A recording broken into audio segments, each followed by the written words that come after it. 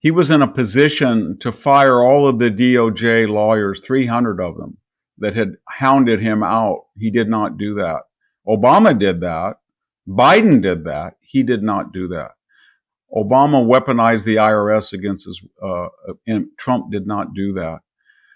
Trump did not indict. He's not going to have local or state prosecutors work as surrogates to go after the Biden family. In fact, I would imagine he might even pardon Hunter Biden.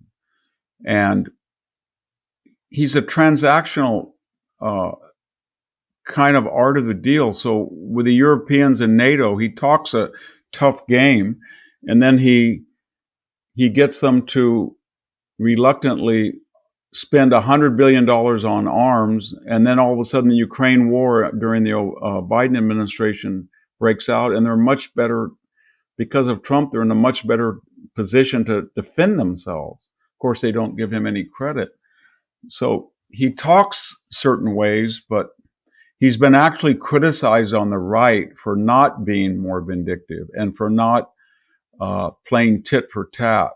I've had so many prominent Republican people or conservatives talk to me and say, somebody's got to talk to him because he doesn't understand deterrence. These people attack him, and he mouths off and he replies, but they're not going to get the message until we start indicting those people. Or if they want to have sanctuary cities, then we have to have sanctuary gun cities, or maybe or sanctuary this right-wing cities. But he hasn't done that at all.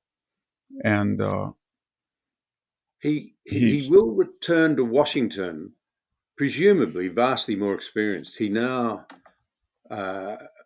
knows, I think, how the place works. Yes. And he will know, I would imagine, who are real change agents and who to build around him, if you like, a good team around himself.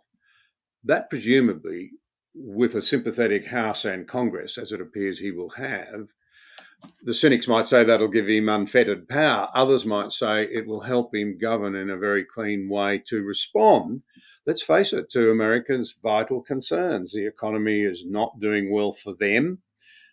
Immigration's a problem, and the elites and their wokeism are mad. He will know now much more effectively how to start to change these things. Would that be a fair assessment? Yeah, I think it is. He doesn't see that as radical. He sees it as he's called it common sense. He's taken the example of Mexico. Mexico sent, by deliberation, 12 million illegals here. We have 350,000 people with criminal records that were knowingly let in from Latin America and Mexico. They've committed horrendous crimes. We have the cartels that have killed indirectly, but by design, in a way, by masking fentanyl with prescription drugs and candy even, 100,000 Americans. And Biden was so afraid to say anything to Mexico. The first thing Trump said, and he even said it before the election, I'm going to call the president of Mexico up and I'm going to say no more fentanyl and no more illegal immigration. I'm going to slap a 25% tariff on you, and I'm going to probably tax your remittances. You get $60 billion, we'll see how you like it. And he's serious about that. He's not trying to bully people, but he does things like that. So if you have a international incident where Australia is in a very vulnerable, to take your country, and they feel that they need the support and encouragement of the United States, he's not going, if he believes that, if he were to agree with you, he's not going to call up and say, well, on the one hand, on the other hand, he would say, what do you need? When do you need it? And I'll do it. And that's the type of ally he is. He's not wishy-washy. And that's what bothers the left. They think in nuances or in gradations and incrementalism. And he's not that, for better or worse, he's very decisive.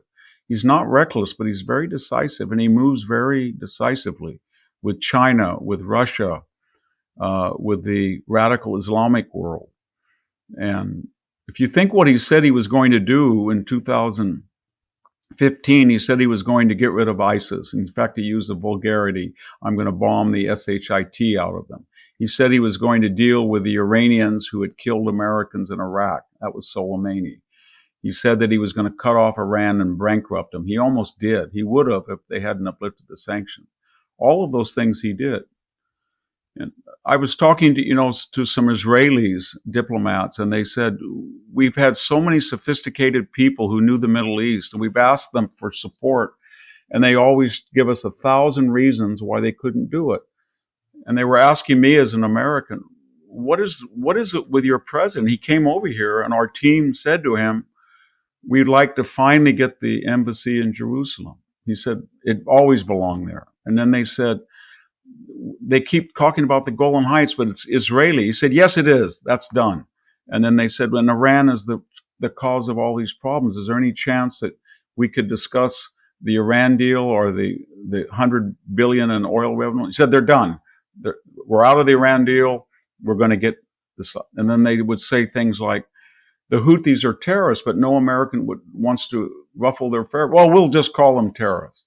And as this diplomat spoke to me, he said he did more for Israel that needed to be done, not just because he liked Israel, but were fair and were for the greater good of the Middle East. He did more in 2 months than the last 50 years of American presidencies. And he said the odd thing about it was he probably was not as sophisticated or as well read in the intricacies and the nuances of Middle East history and diplomacy, but he had an innate cunning and sense of morality, what had to be done and why it wasn't done. And so that's why he's kind of, you go to Israel today and he doesn't mention Israel much. He doesn't really talk about it. But when you go to Israel, he's almost a sainted figure because he did more for the autonomy of Israel than any other president has done. And yet he didn't really, he may, John, have got 40% of the Muslim vote in Michigan. The more the left pandered to, yeah, he did. Well, part of it was one of his daughters. In the West, we do overlook in the West that there are many, many people in the Middle East who are quietly cheering Israel on because they're frightened of Iran. Yes, he did. And he made the argument that Hamas does not represent, or it may have been elected once, but it's not in the interests of the people of Gaza, that Iran, if you cut off the head of the snake, then people would be free to deal with Hezbollah and Hamas and the Houthis. A lot of people from the Middle East appreciate that. And so I think it's an exciting time. We'll see if he gets good people around him. One of the problems that when you talk to people surrounding him, in 2016, no one wanted to work for him, the maverick, the outsider. 2020, it was sort of, he had a team. Now, they're getting 6 and 7 applications for even minor positions. Everybody wants to work for Donald Trump, and I don't know if he's going to be able to filter out, but suddenly the thing in Washington is all of these never Trump, anybody wants to be part of this team. They're very excited, and they're going to have a terrible time trying to find people who will not do what happened last time with the anonymous, the person in Homeland Security that was bragging to the New York Times that he was sort of an insurrectionist and derailing executive orders, or people in the Defense Department that were overriding Trump's orders. He's got to get a team that is loyal, but he's got so many people that want to participate.